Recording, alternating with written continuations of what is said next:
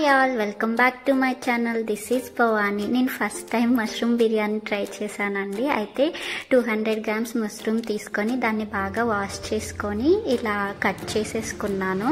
నేను ముందుగానే 2.5 glasses biryani rice తీసుకొని వాటిని నానబెట్టుకున్నాను. తర్వాత ఉల్లిపాయలు, పచ్చిమిర్చి, ఇంకా కొత్తిమీర, పుదీనా ఇవన్నీ కూడా కట్ చేసి పెట్టుకున్నాను. తర్వాత ఒక బాండీ పెట్టుకొని దానిలోనికి నెయ్యి వేసుకున్నాను. నెయ్యి ఇంకా ఆయిల్ కూడా వేసుకున్నా. దానిలోకి హోల్ గరం మసాలా వేసుకున్నాను.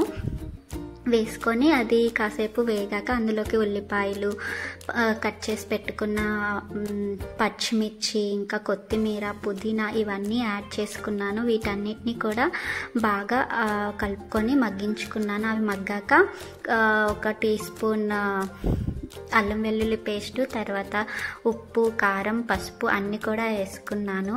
వేసుకొని ఈ మసాలా అంతటిని ఆయిల్లో బాగా వేగేటట్టు ఉంచుకొని కలుపుకున్నాను అన్నమాట. తర్వాత ఇంకా ధనియా పౌడర్ కూడా యాడ్ చేసుకున్నాను.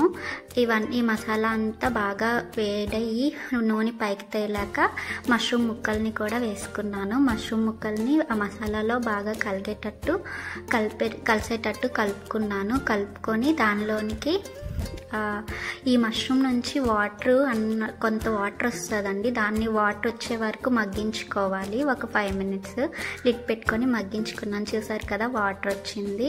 అప్పుడు ముందుగా నానబెట్టుకున్న బియ్యాన్ని వేసుకున్నాను. వేసుకొని ఈ బియ్యాన్ని కూడా కలుపుకున్నాను. బియ్యంలో ఉన్న వాటర్ అంతా ఆవిరయ్యే వరకు కొద్దిగా దాన్ని మగ్గించాలన్నమాట. మగ్గిస్తే బియ్యం కొద్దిగా ఆయిల్లో వేగి మనకి టేస్ట్ బాగుంటుంది. ఇలా మగ్గినాక మనము ఏ వాటర్తో బియ్యాన్ని నానబెట్టుకున్నామో అదే వాటర్ని 2.5 గ్లాసెస్కి నేను 5 గ్లాసెస్ వాటర్ తీసుకున్నాను. అదే వాటర్ని ఇందులోనికి యాడ్ చేసుకున్నాను. యాడ్ చేసుకొని ఆ వాటర్లో మొత్తం అంతా కలిపేటట్టు కలుపుకున్నాను. కలుపుకొని దాన్ని ఒక ప్లేట్ పెట్టేసి 15 మినిట్స్ మీడియం ఫ్లేమ్లో, 15 మినిట్స్ లో ఫ్లేమ్లో పెట్టుకొని వండుకున్నాను. అంతేనండి.